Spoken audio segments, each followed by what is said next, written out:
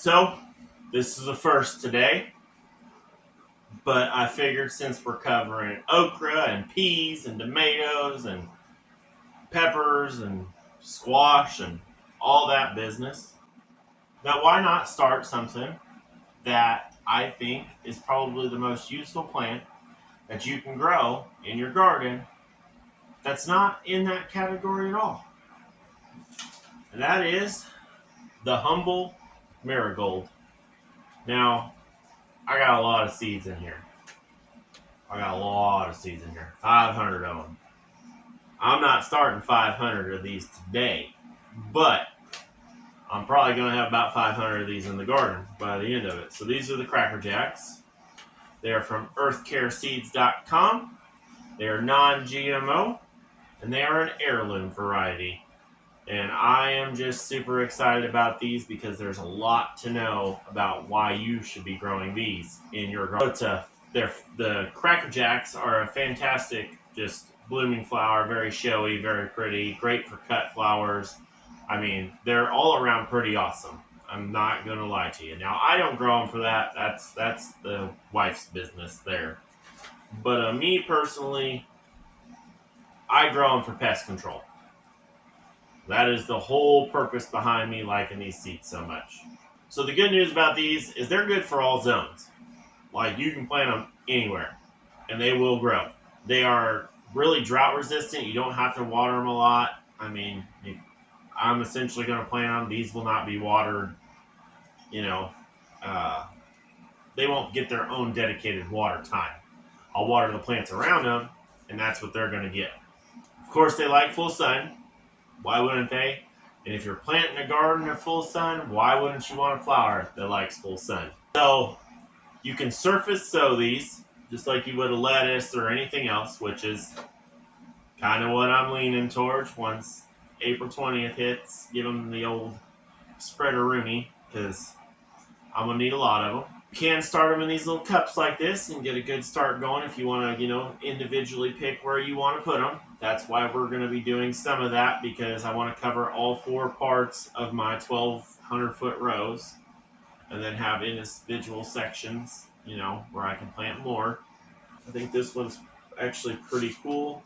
So what we're going to do, just like that, we're just going to put 3 black part down, a little triangle-y shape, like so.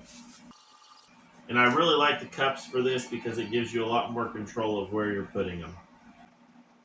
But these little flowers just have so much more use in the garden than they're, given credit for. I use them for a lot of pest control. The good news about them is they repel like aphids, boar moths, caterpillar worms, ants. Just the list goes on. Like, if it's an insect, they don't really like this, except for your predator bugs. By that I mean like assassin beetles, praying mantises, bugs, ladybugs. Ladybugs love these. I don't know why. Like, every other bug turns their nose, but ladybugs, like, you'll just see all their little baby ones crawling around, which those things are freaking terrifying. Like, I don't know how that ladybug larva turns into a regular ladybug and turns from a creature of the abyss then into a little cute ladybug, But whatever. But it attracts the predator bugs, and then it also attracts pollinators, your bees, butterflies, so on and so forth, which is awesome. I mean, we always need more pollinators.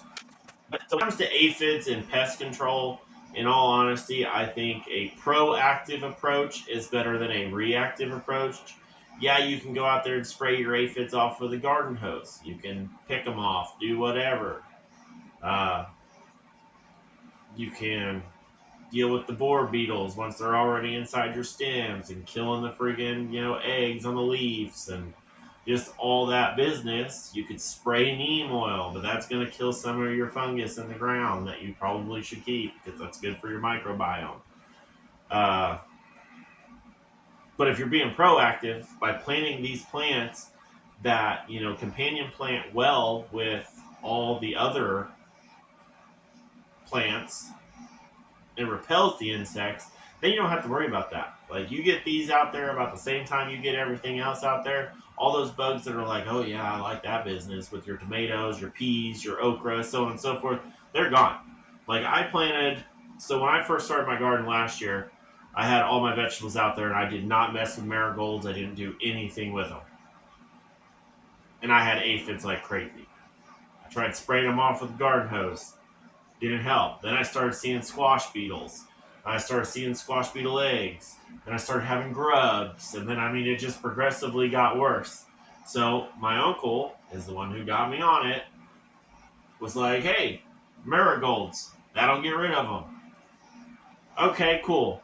Planted about, I don't know, maybe 10 marigolds in total. And I didn't have any pest control. Pest pressure after that. Like, they were all gone. So you can be reactive with your garden hose, your neem oil, so on and so forth, or you can plant just flowers. And I mean, it adds a little bit of extra beauty, calls in the, pollinators, calls in the assassins. I love assassin beetles. Just, I have a weird fascination with them. Like, they're just my favorite bug. Like, I know the kissing beetles, you're not supposed to handle them and stuff. And I don't touch them. I just let them do their business. Same thing with praying mantises. Like, I think they look cool, but I don't want to touch them. Okay? Say what you will in the comments, but I don't want to touch them. So another great thing, because we actually have some deer pressure over on at Lazy Six Farms, which is my dad's homestead. I think they have TikTok and Facebook if you want to check them out. I could probably figure out how to put links in the description. If you're actually interested in that, I can get it done. But, so these are actually apparently able to kind of like repel deer even, which I didn't know. I thought that was kind of cool. Which, I don't just lean on the marigolds. Repel everything, I don't use pesticides, I don't use herbicides, I don't use anything like that, but I will grow herbs. And I actually have an herb garden that I'm working on, which is also part of the little science fair I've been doing with the dirt and different growing mediums and different setups. And I've just got, with all the herbs and stuff that I plant out there, or plan to plant out there, if everything goes the way I want it to, I don't think I'm going to have any pest control problems. And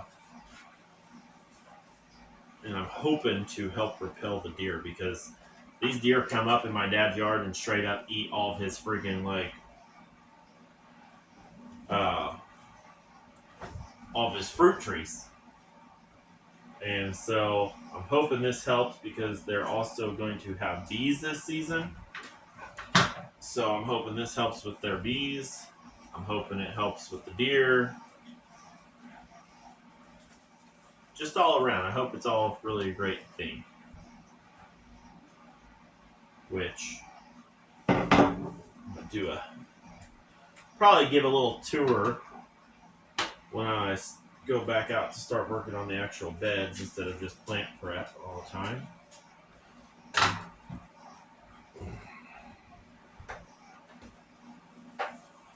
Wrap them in your saran wrap. Today's date is 3/21/24, and I actually wrote the name of these on before I filled them up with dirt, which is awesome because it was so much easier.